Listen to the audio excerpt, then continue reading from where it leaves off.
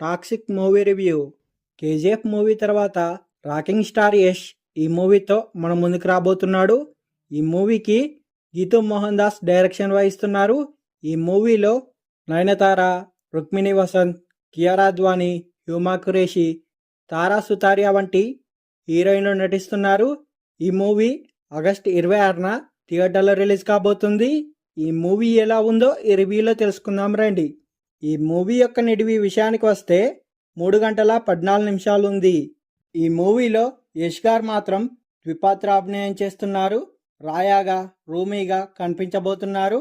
అదే సమయంలో 3 డిఫరెంట్ గెటప్స్లో ఆయన కనిపించబోతున్నారు. హీరో యష్ మాత్రం 2 క్యారెక్టర్లో ఇరగదీసిండు. నట విశ్వరూపం చూపించిండు. కెరీర్ బెస్ట్ యాక్టింగ్ని చూడొచ్చు ఈ మూవీలో. సినిమా మెయిన్గా స్టోరీ ప్రధానంగా సాగుతుంది. దీంతో స్టోరీలో చాలా డెప్త్ అనేది ఉంటుంది. సినిమాని లీనమై చూస్తేనే మనకు అర్థమవుతుంది.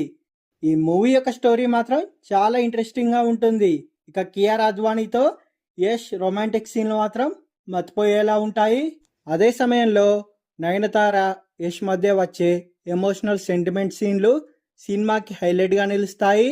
రుక్మిణి వసంత్, హ్యూమా ఖురేషి, తారా సుతారియా వంటి క్యారెక్టర్లు సర్ప్రైజ్ చేస్తాయి.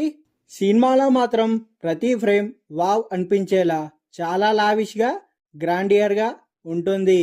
విజువల్ ట్రీట్ అనేలా ఉంటుంది. ముఖ్యంగా ఈ మూవీకి మ్యూజిక్ అందించిన రవి బస్రూర్ మ్యూజిక్ సినిమాకి ప్రాణం పోసిందని చెప్పచ్చు. యాక్షన్ సీన్లు సినిమాకి మరో హైలైట్ అని చెప్పచ్చు.